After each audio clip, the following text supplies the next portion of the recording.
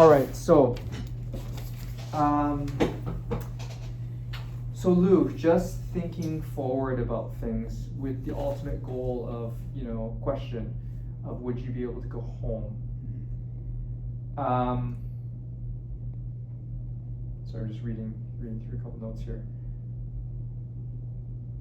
Okay, so I think that you've made certainly lots of progress in regards to how things have been going so far. Yeah. With your ambulation being one of your big goals, being able to progress, being able to do what you were doing before to now, I think is phenomenal, and I think that you can continue to work on that for sure. With your activities of daily living, which are your daily tasks, you're doing pretty well when it comes to the upper part of the body, right? But the lower part of the body is challenging because your your right leg is heavy. It's hard to move on your own because of your stroke. So that obviously affects any tasks related to that. So transfers are difficult. Yeah. Dressing is difficult, particularly into the feet. Showering would be difficult. Sorry? Showering. Shower, yeah. So I mean, all of those things that require you to transfer into an area, move all that, you kind of require somebody to help you with that. Yeah. Okay. My thought is that the likelihood is that you will most likely continue to require somebody to help you with those tasks. Yeah. Right? I don't think that the goal is to be independent with those things because I think it would be challenging, right? The question of becoming independent with your walking, you're already demonstrating a lot in that regard. Yeah. But your care needs remain one person assist with a lot of tasks, right? Is that correct? Would you agree with that? Yeah. Okay. So when it comes to the goal, there's two questions: more therapy and going home. Okay. With the more therapy bit, I think that you are continuing to work with your therapist currently at Evergreen, which is a really positive thing. Well, it's only minimal. I know it's only minimal, but you're doing well in that regard. I go to the pool for an hour on Friday mornings. Yeah. Acupuncture Wednesday. No, I get it. Monday. I get it. That is the part that you're advancing really well. Yeah. When it comes to the daily activities, we've established that generally speaking, you're probably at a good functional level for where you are given your injury. And I don't anticipate that you will be able to make a lot of those tasks independent. Well, eventually when I walk. Well, I don't know if you'd be able to dress yourself. Well, after I fix my leg and walk normally, then I could clean myself and live normally. So right now, you have said that going to the bathroom it's difficult. Is difficult, right? But when I walk, like if I walk normally, I would be able to lift my leg like normal, and I wipe myself.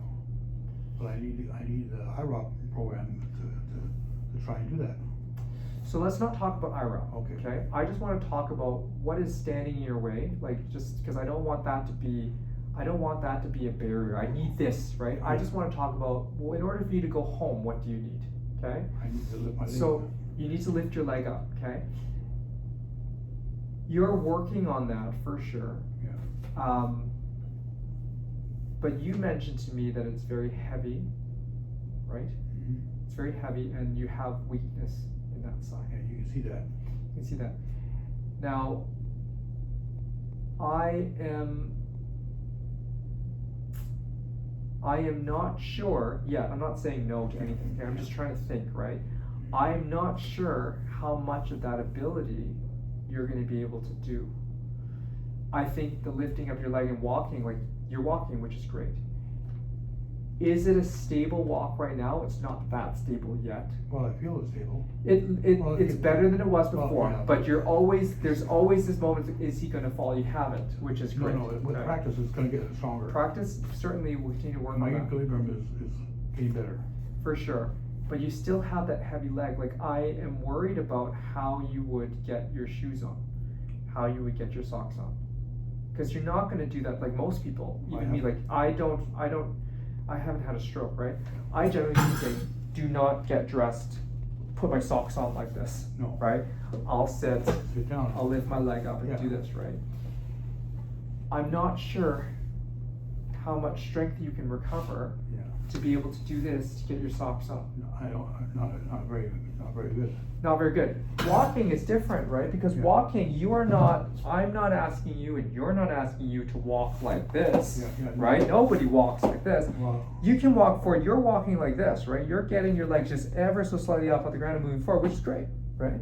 But this is good for walking, but that is not good for getting your feet up Yeah. here. Does that make sense? Yeah. So that's where I'm just thinking out loud a little bit about, well, how would you do those tasks, right?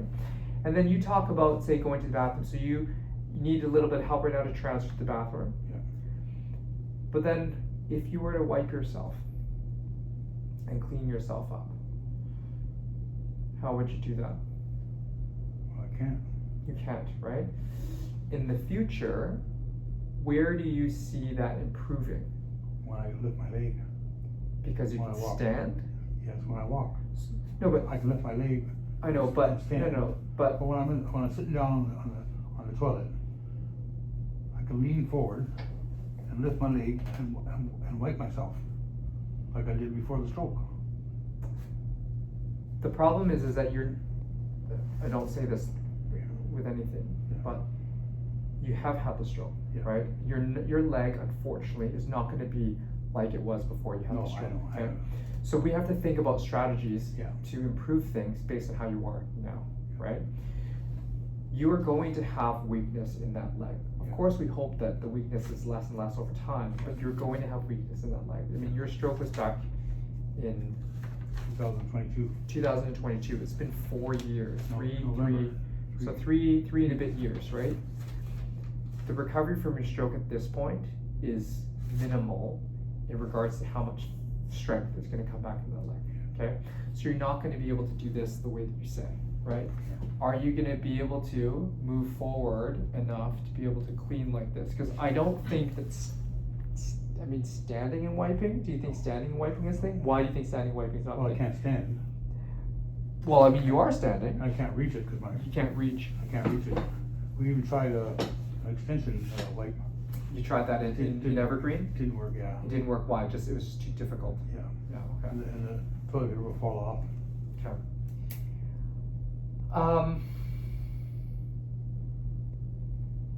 Because do I think that you would be able to improve some of your function? Yes. Yeah. I think that walking you'd be able to improve a little bit, transfers be able to improve a little bit. Do I think that you'd be able to do your tasks better? Getting dressed in the lower extremities I think is still going to be challenging. Yeah. Transfers from a safety perspective I still think is going to be a little bit challenging. Yeah. And getting dressed, toileting, all of those things might be a little bit challenging, okay? That doesn't necessarily mean that therapy and IROP and or NORO wouldn't be a good thing. I think that we could work on some things possibly, but still to be discussed. But will you be able to go home is the other question, right? Therapy will improve some of those tasks, which is great. I think it will.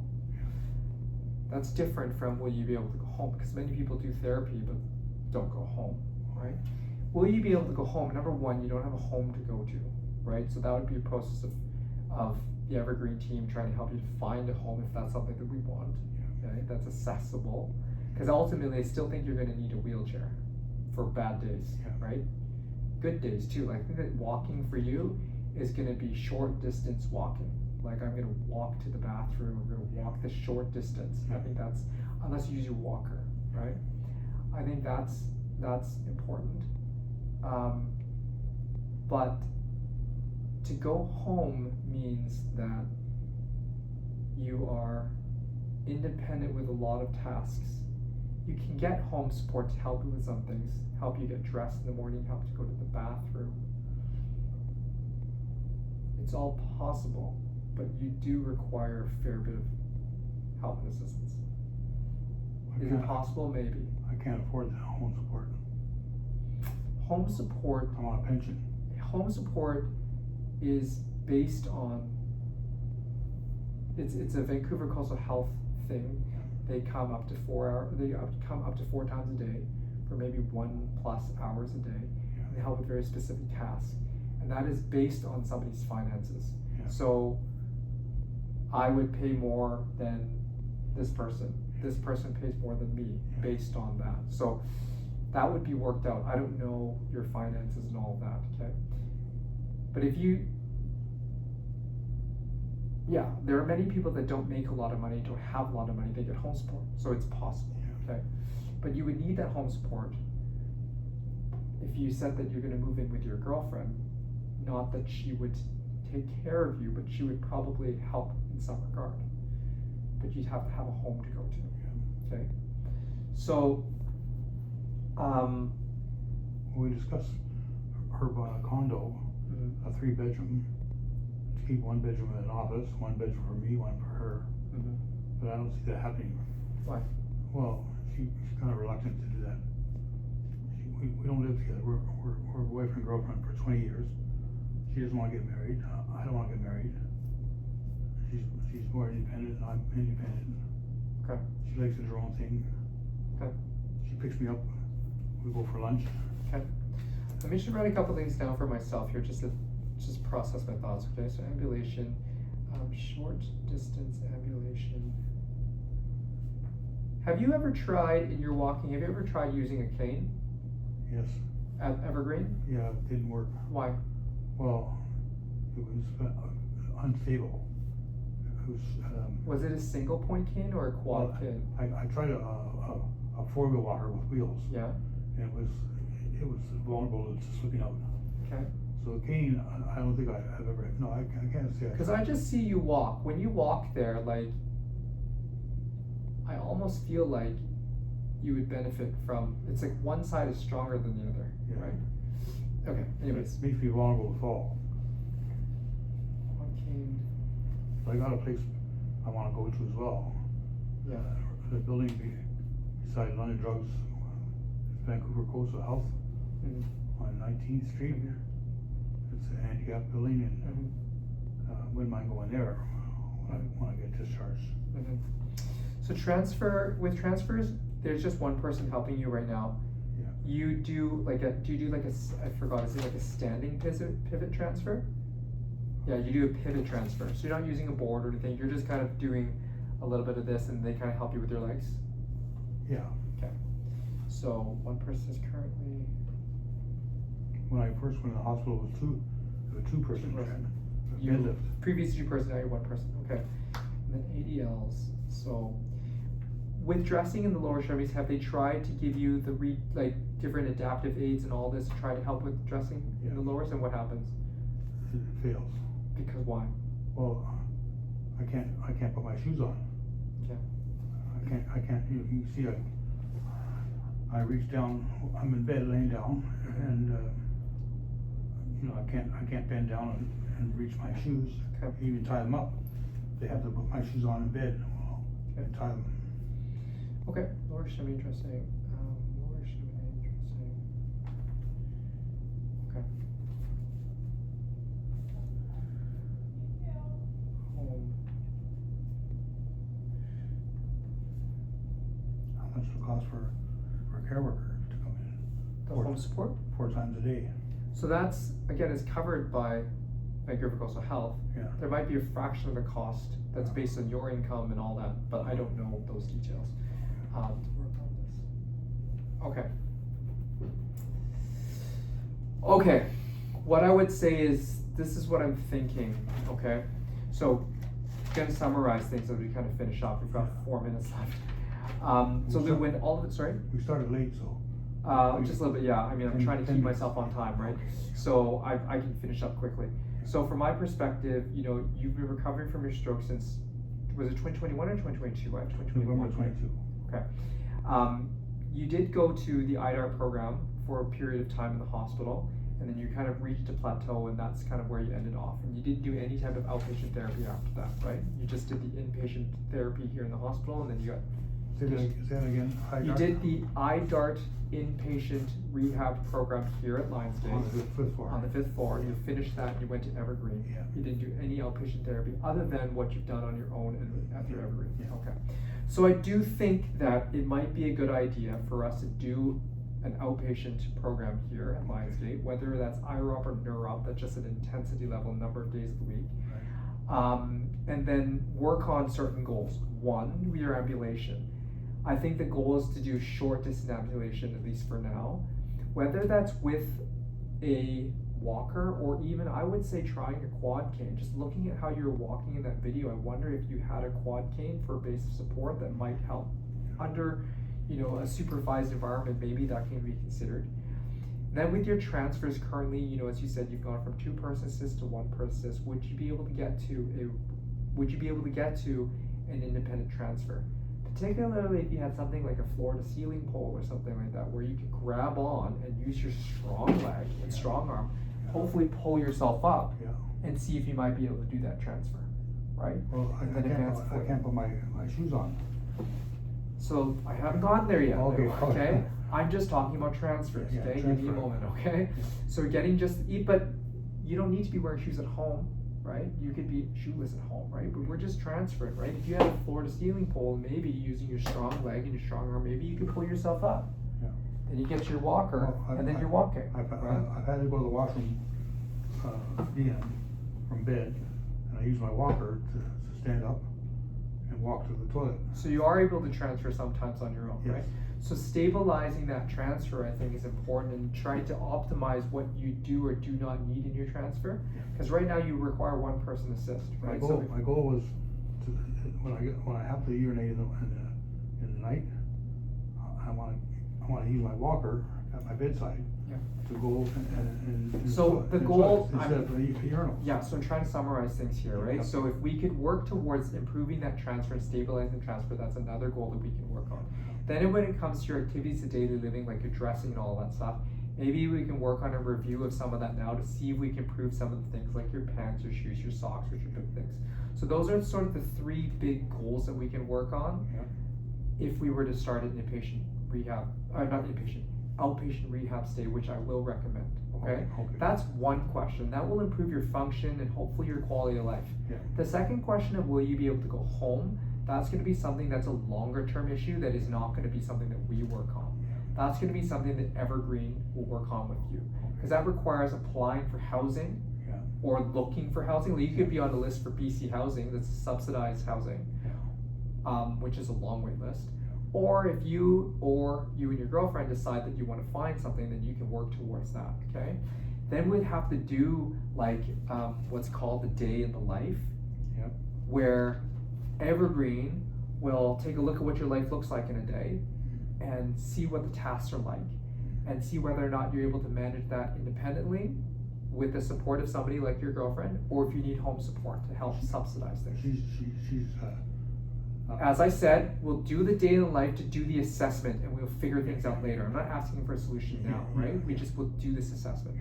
And then Evergreen will help to figure out whether or not you can go home, okay? I don't know if you can go home right now. I think that's way too early to say. I think there are a lot of limitations in that regard. But I do think that you had a stroke. You've been recovering ever so slowly in the community, and I think you deserve an opportunity to try to optimize some of the great gains that you've made and see how far they get to.